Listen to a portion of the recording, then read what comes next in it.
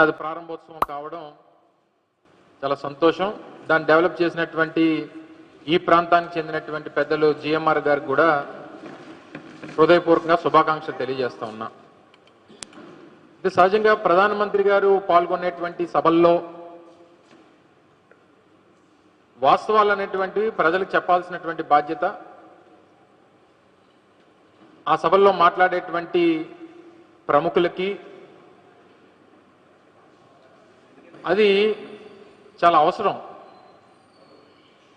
కానీ నిన్న వేదిక చూస్తే సాక్షాత్తు దేశ ప్రధాని గారి ముందే,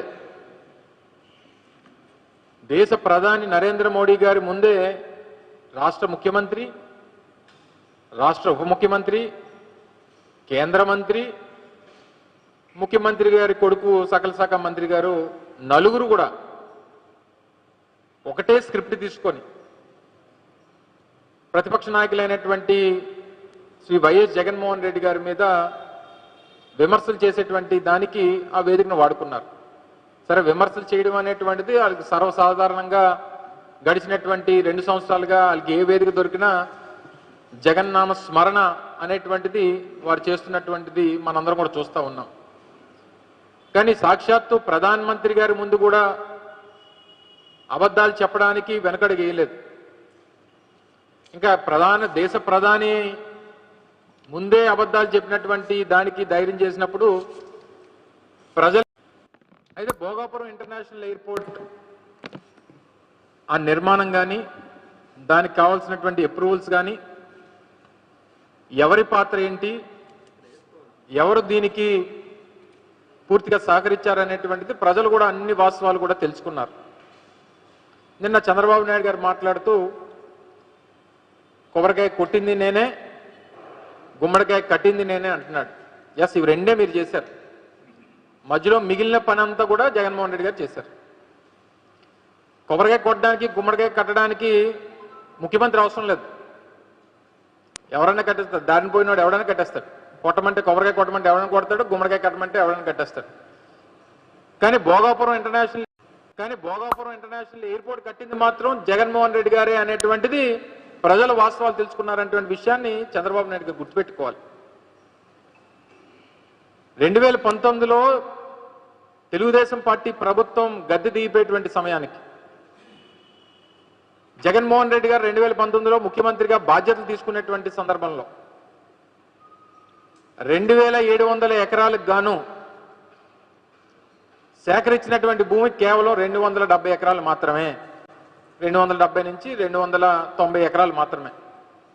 అంటే నాట్ ఈవెన్ 10%. చంద్రబాబు నాయుడు గారు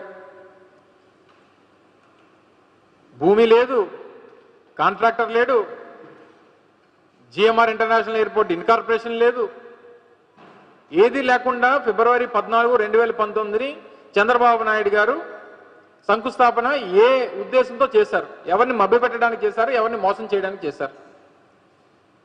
ఇది వాస్తవం కాదా? భూమి లేక, కాంట్రాక్టర్ లేక, ఫైనాన్షియల్ క్లోజర్ లేక, క్లియరెన్స్లు లేక, ఏది లేకుండా చంద్రబాబు నాయుడు గారు శంకుస్థాపన చేశారు. అందుకని అన్న, కొబ్బరికాయ కొట్టడానికి మీ శిలాఫలకం ఓపెన్ చేయడానికి ఒక తాపీ మేస్త్రిని మీ చేతి కొబ్బరికాయ ఇచ్చినోడు ఉంటే చాలు. మీరు ఇటువంటి శిలాఫలకాలు ఈ రాష్ట్రంలో ఉమ్మడి ఆంధ్రప్రదేశ్లో కొన్ని వేల శిలాఫలకాలు ఉన్నాయి చంద్రబాబు నాయుడు గారు ఇలా తుప్పలు పట్టేసినవి.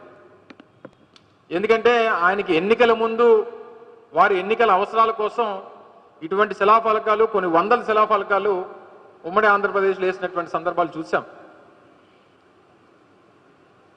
ఈ సందర్భంలో మేము ఆ రోజు 2019లో మేము అధికారంలోకి వచ్చేటువంటి సమయానికి 130 పైచిలకు లీగల్ ఇష్యూస్ ఉన్నాయి. ఆ భోగపురం ఇంటర్నేషనల్ ల్యాండ్ ఎక్విజిషన్ కొన్నాం. మే 19, 2020 జిఎంఆర్ ఇంటర్నేషనల్ ఎయిర్పోర్ట్ ఇన్కార్పొరేషన్ అనేటువంటిది 2020లో జరిగింది. దానికి తగ్గ certificate of incorporation. Certificate of incorporation ఇది డాక్యుమెంట్. మీలా వేగ్గా ఏది పడితే అది మాట్లాడి మీరు చేయకపోయినా మేమే చేసామనేటువంటి ఆ క్రెడిట్ తీసుకునేటువంటి ఉద్దేశాలు మీలా మాకు లేవు. ఇది 2020 మే నెలలో ఇన్కార్పొరేషన్ అయినటువంటి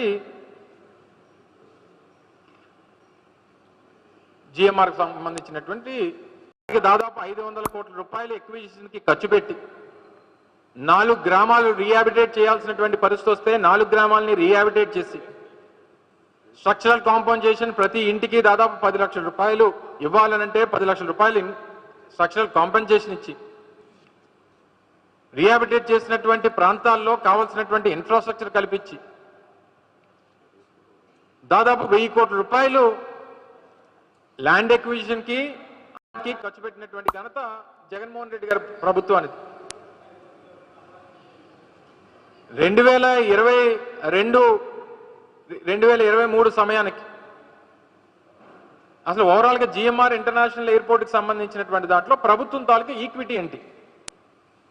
ప్రభుత్వం తాలూకు ఈక్విటీ 2200 ఎకరాల భూమిని ఆ సంస్థకి ఇవ్వడం అనేటువంటిదే ప్రభుత్వం తాలూకు ఈక్విటీ.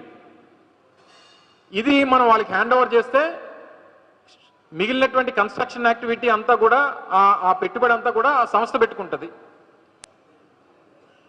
ప్రయాణంలో ఏదైతే కమర్షియల్ యాక్టివిటీ స్టార్ట్ అయిన తర్వాత ప్రయాణానికి ఒక ప్రయాణికుడికి ఇంత అనేటువంటిది ప్రభుత్వానికి ఆ సంస్థ చెల్లించాలనేటువంటిది అగ్రిమెంట్. సో 2200 ఎకరాలు ప్రభుత్వం